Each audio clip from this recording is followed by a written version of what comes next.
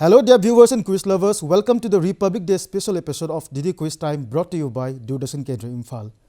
Leibak sin matungna palan tawriba Bharat ki humdraga nithodak suba Republic Day celebration asida Didi Quiz Time gi maikai dagi miyam da yaipa paujel pizari. Mipum khudik mangna saruk yabiba yaraba aikhoi gi Didi Quiz Time gi program asida miyam na WhatsApp video call tawruktuna aikhoi gi program asibu saruk yabiyu. Hauzik ngasi gi episode asigi call okwa hogdringai gi mangwinena aikhoi gi thamjariba rules and regulations sing miyam gi mafamda khanghanjari. Rule number 1. Caller amada punna question manga hangjagani. Question sing asi general knowledge, current affairs, amasung matam gi oina thamjaba topic ta base tawba oigani. Rule number 2. Question nama khumbogi matam asi second tarani. Hariba matam asigi manungda khumba ngambidragadi mathangi question da amuk lakjagani. Rule number 3. Question manga mak chumna khumba ngamba mioi adu winner amo oigani. Winner oiraba mioi singda DDK Imphal na sinja langjaba pricing pizagani. Amasung aroiba rule number 4. Winner oiba ngambi haudrabasu ninghan nabikanu. Episode khuding makta saruk yabinabo honabiyu. Didi Quiz Time gi ahanba season asida question khwaidagi yamna chumna khumba ngamba miyoida overall winner gi prize pizagani. Masini aikhoi gi Didi Quiz Time gi samlapa rules sing. Aikhoi gi thamjariba rules and regulations sing miyam gi mafamda khangan jakhrabani na ngasi gi episode asida kana na call tawraktuna saruk yabibagi haibadu yengminarasi. Ahanba mokte Didi Quiz Time da phone tawbirakli ba somgi minga leifam ga haibiyu. I give me a toy with my Duga, Toban Tocomele Kaidagi. Thobal athopa mayai lekai dagi athoi bai hizam habibani athoi basia huji kari honabiri. I class 2 Gardine. Class 2 ka doi ne bako kari school da tambiri gi athoi ba Catholic school Kanchipurda. Catholic school Kanchipur da class 2 ka ga doi habibani athoi basia akhoi gi Didi Quiz Time ase da mamang su saruk ya bikre ko. Aw yagre. Adudi akhoi gi rules and regulations sing phajana khangbiram lagani hane thajai khangbire ko. Okay, yare didi ready dele biro hoji wahang lakpa hojrage. And here comes the first question for you Athoiba, and the question is, what is the national bird of India? Aikhoi gi lebak Bharat ki national bird si karino haibani. Your time starts now. Peacock. Mayak sang na haibiyu. Peacock. Peacock. Very well then Athoiba ahanba wahang makta da somgi pakhum chumna pibirei. Yes, the national bird of India is peacock. Yamna chumi ani suba wahang si who was the first president of India? Haibadi akhoi gi lebak Bharat ki ihan hana president oibikhiba miyoy adu kanano haibani. Your time starts now. Dr. Rajendra Prasad. Dr. Rajendra Prasad. Again, very well done, very correct. Yamna chumi ani suba wahang su yamna chumna pakhum pibirei. Yes, Dr. Rajendra Prasad was the first president of our country India. Kom ahum suba wahang laksage. Ahum suba si who wrote Vande Mataram. Vande Mataram si kanana ibage habani. Your time starts now.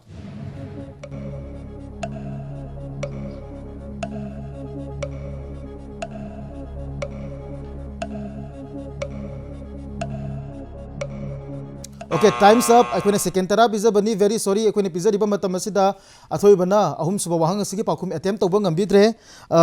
Aseng ba pakhum achum ba pakhum ay haijarak lage. Vande Mataram ikhiba miyoy asi Bankim Chandra Chatterjee. So the correct answer should be Bankim Chandra Chatterjee. Mari suba wahang si, what is the total number of union territories in India? Habidi akhoi gi lebak Bharat sida laiba union territory gi apun mamasing si union territory pulapna kaya laibage haibani. Your time starts now. 7. 7. Soibidre ko. Okay, so gi attempt si somgi answer si 7 haibani. But again, very sorry, 7 si chumdre. Hojik presently hojik ki oina haibatai latest figure the total number of union territories is 8. Nipan oigedabani ko. Khangjin bi horo. Aroiba manga suba wahang lakchage. Aroiba manga suba wahang sidi athoi bane na khangbiram lagani. Abbreviation ni short form ni hanglaktoi se madugi long form haibigadabani. And your abbreviation is, what is the full form of BSF?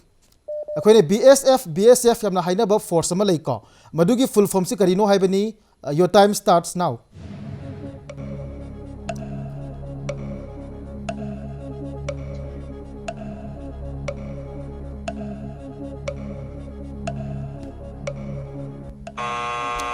Okay, times up again. Very sorry ko akhoi pizza ba matam da attempt to bang ambidre aina hangjaki ba si BSF ki full form hangjaki bani BSF stands for Border Security Force. Amuka hanjage Border Security Force. Khangjin bi horo ko thoi ba. Au. Ngasi gi sumaina akhoi gi Republic Day gi special episode ama pangthok pa ji da saruk ya bi ba phangbasi kari phaubi gi thoi ba. Wakhala kari phaubi. Jamna nungai ba ko. Au. Okay, aduga sigi participation gi preparation je akhoi ju mamang da hana lokthok chai Republic Day gi special episode ni theme je Republic Day ga haiphet mari leina ni na ko athoi ba gi preparation da quiz yaw na bo khona ba da Republic Day ga mari leina ba khara ga pa khot to bro komai toge Kano Google dagi amamam kan note tawsalaga diary de thamme. Okay, okay, Aduga very pariba. okay. Yamna nungai jai somgi preparation ki process tu yamna mayek sang na to bi haibirak pani anyway lucky wani winner oibo oidaba ko athoi ba ngasi call torok to na khoi gi program asibu saruk ya bi ba thagat chari Didi quiz time da phone to birak liba somgi minga leifam ga haibiu Mayang Pan Bengundagi Muhammad Said. Mayang Imphal Bengundagi Muhammad Sahid Sahid che khoi de adum chang nai na call to birak pa mioi ni ko Sahid chumi ko Mani. ngasi ga tharaga participation se masing kaya rakti sure akhoi da call phangbiri se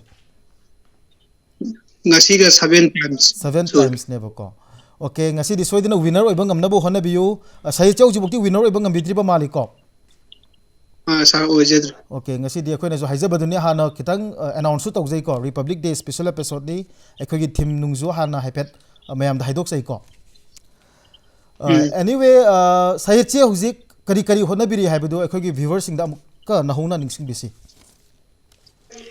Enlightened knowledge. EK Higher Secondary the class 12 pass the class 12 arts ta kabiri haibani 12 se handa ki lak tori ba council je thadui ni ko Mani sir. preparation kam do biri ge Sa dum Fazana Sathar. okay kan honna biyo du ga phajana mai pakpa ko akhoi gi magam score to duna mai pakpa so ebu now let's get back to our quiz program aduga akhoi gi rules familiar ore khangbire ko Sahid Khangi sir. adu di ready dalai biro wahang lakpa hokjarage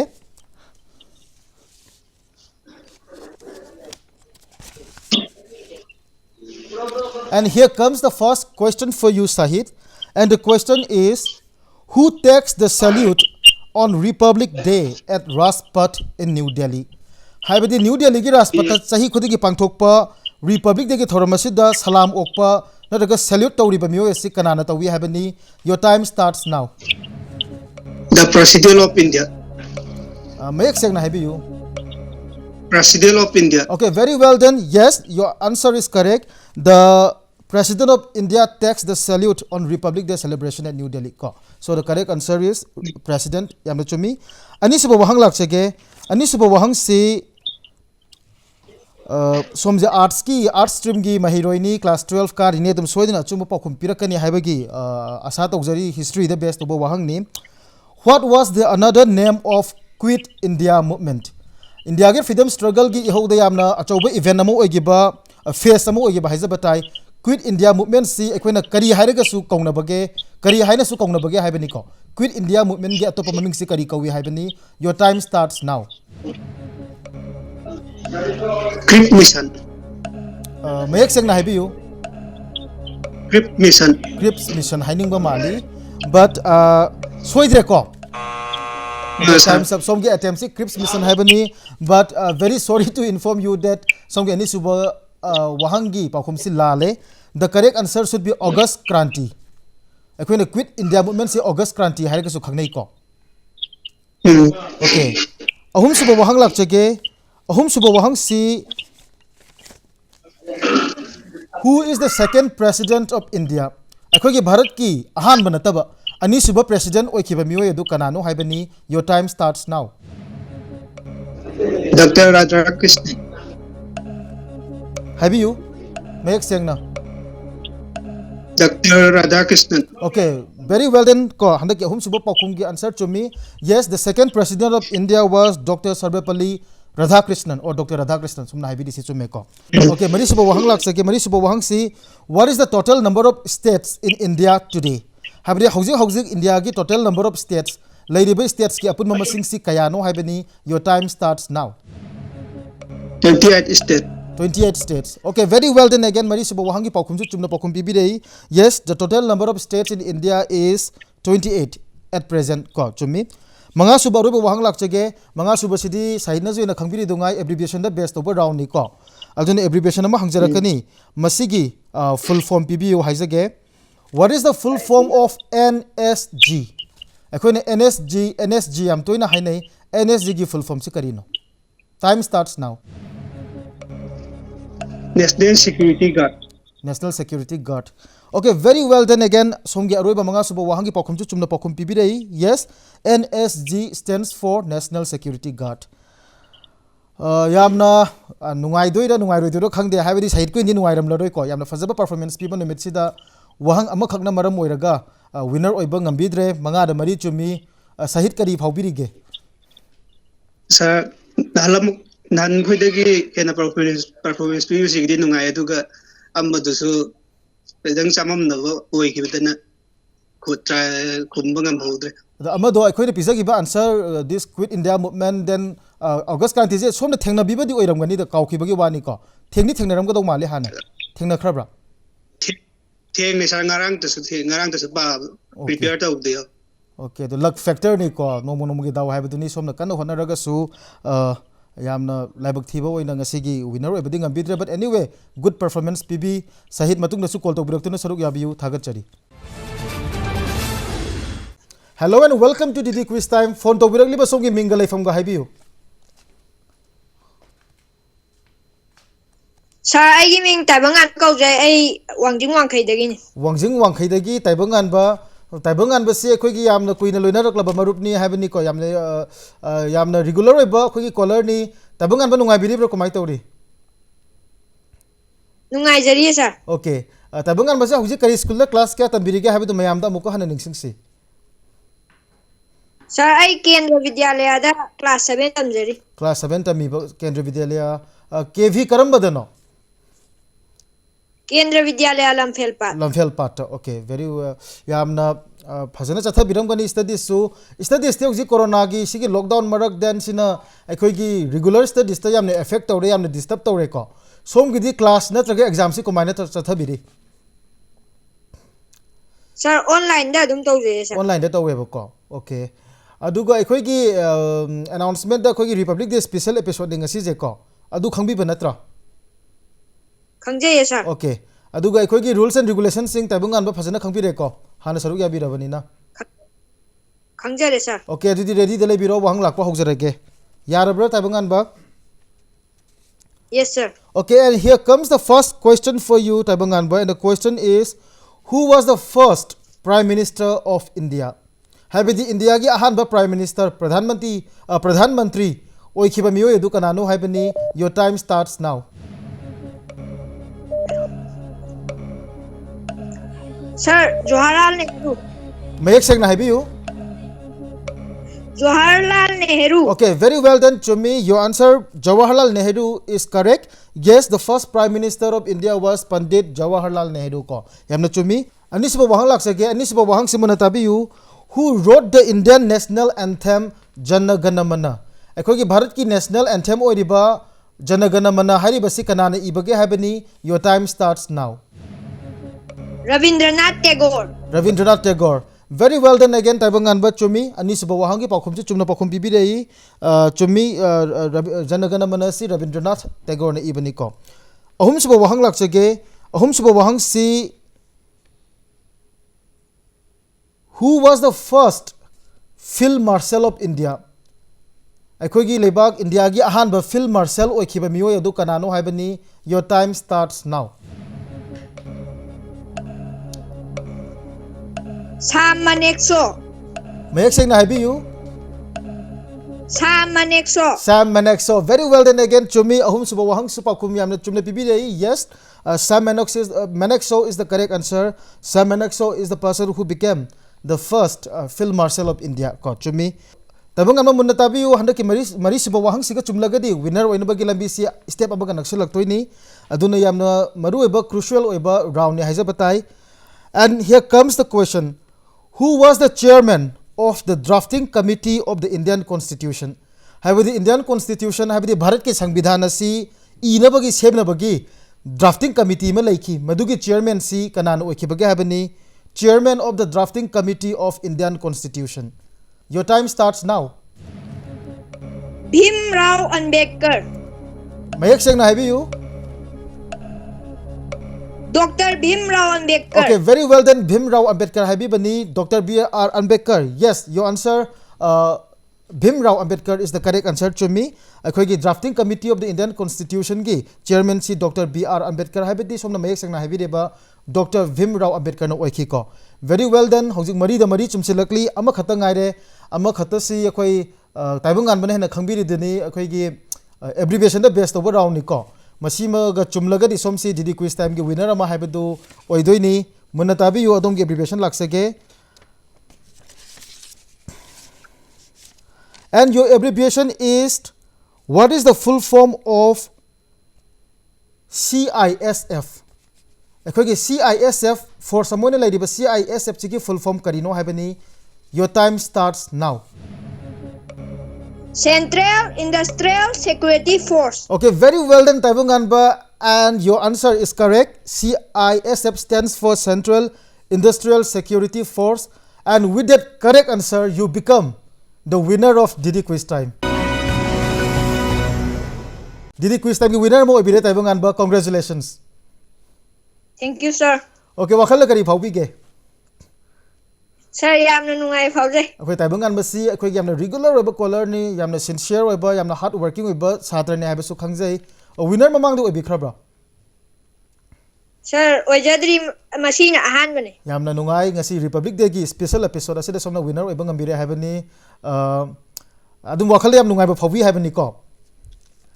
Yes, sir. Okay, winner oidaga ne matung da phone torok loidoi ro. Adum phone saruk yabi khidoi natro. Sir, adum tawjaraktoine. Adum torok tona saruk yabi yu aduga ngasi gi once again akhoi na somna winner oiba ngamba sida akhoi na nungai ba du phongdok chari matung da leptana call tawbirau. Ahan makta da Didi Quiz Time da phone tawbirakli ba somgi minga laifam ga haibiu. Luangan do wahengba. Wahengbam luwangan ba si kari lamdagi oibirabano. Oinam Bisnu. Okay, Bisnupur district ki oinam dagi habibani. Luwangan ba si hauzik kari school da class kya kabirige. The comprehensive school oinam the class 3 kaje. Class 3 kabiri habani ko. Ado luwangan mana khoi ki program Didi Quiz Time da saruk yage khan basi sugumba program ama lai habasi kumaina khangbirake. Phone dagi khangjarabo. Phone dagi khanglakpane ba ko. Ado akhoi gi Didi Quiz Time si quiz ki contest ni ko masigi rules khara lai akhoi gi thamiba rules se luwangang ba khangbirabra. Khangjare. Khange ko yare ko dudia. Adudi akhoi wahang lakpa hokjarage munna tabiu. Yam munna tabiu wahang bhap tadraga su marakta adum bhap ta de hanbiro na haibiro. Yaranni ko luwang. Au yar. Okay, ready dalai biro. Please get ready, and here comes the first question for you, Luwangamba. Adom gi ahan ba wahang si. Please get ready, Luwang, and here comes the first question for you, and your question is, when does India observe Independence Day? India na akhoi gi lebak Bharat asina Independence Day si karamba numita pangthoi habani. Your time starts now. 15 August. 15 August. Soidra bro. Soidre ko. Okay, very well done. Ahan ba wahangi pakum chumna pakum bibidei. Yes, India observes its Independence Day on August 15 ko every year ko. August tara manga khudingi pangthoi ani sibo wahang laksage. Ani sibo wahang si, what is the national animal of India? India gi jati gi oiba sa haiba tare. National animal si karino haibani. Your time starts now. Tiger. Tiger. Okay, very well then again. Chumi ani sibo wahang sipakum chumna pakum pibire iko. Yes, tiger is the national animal of India. Ahum sibo wahang si, who is the present president of India? Habidi India gi hauji president oriba miyo edo kanano haibani. Your time starts now. Ramnath Kovind. Mayak seng na haibiu. Ramnath Govind. Okay, ahan bagduna bu hen chumlap tawi ko ahan ba habiram baduna chumi somna habi ningi si Ramnath Kovind habi ningi ni ko kitang pangcho ka ba khoi ki pronunciation gi wani. Yes, your answer Ramnath Kovind is the correct answer. Hauji hauji Bharat ki Rashtrapati oribasi Ramnath Kovind ni yamna chumi. Anyway, somgi mari suba wahang laksege monatabi you. When does India observe Constitution Day? Habidi khoi ki lebak Bharat asina Constitution Day no observe tawriba nimit chi kari nimit no habini Constitution Day si karamba thagi karamba tarik ta observe tawi. Your time starts now. Constitution Day संविधान की निमित्त है बता रहे. Okay. Very sorry, time's up. कोई की pizza बमतम लोग एक सेकंड तरा पिज़्ज़ा बनी. The answer should be November 26th. सही खुदिंगे November की तांग कुंतरुक्ता Constitution Day है ना observe तो week को. मंगा सुबह वहाँ लाग सके मंगा सुबह वहाँ सी abbreviation knee. Abbreviation I believe short form ma hanglak toini madugi full form luwang na habi gadabani, and your abbreviation is INA. What is the full form of INA? Your time starts now. Indian National Academy. INA ko mayek seng na habi Indian National Academy habi ni ko luwang. Okay, time's up. Ako episode matam lore somgi attempt si Indian National Academy habani but madu achuma paukum oide. The correct answer should be Indian National Army. Academy do army oigedaba ko. Hangjin biro ko luwang. Anyway ngasi somna ekoi gi didi quiz time asida phone to birak tuna saruk yabi basi wakhala kari fauge. Adum somgi performance samna phajai somgi standard to ka yang naruba kan da ko yamna phajana performance pb matung da sulep tana call to birau. Thank you. Matang asoida didi quiz time gi Republic Day special episode asilo senabagi tanja du yorakle ngasi gi episode asida call to birak tuna saruk yabi kheba punma pu thakra phongdok chari. Till the very next episode, keep brushing up your GK and keep watching Didi Quiz Time.